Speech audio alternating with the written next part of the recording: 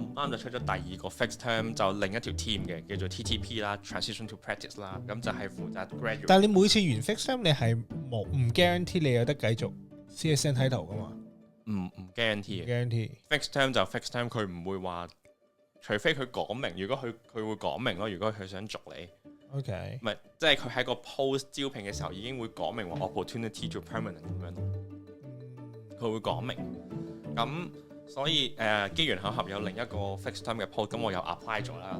咁嗰陣時我已經有又要 in 多次嘅，咁又要 in 多次，因為唔同 team 啊，即係但係個老細係咪一樣咧？唔同啊，難嘅。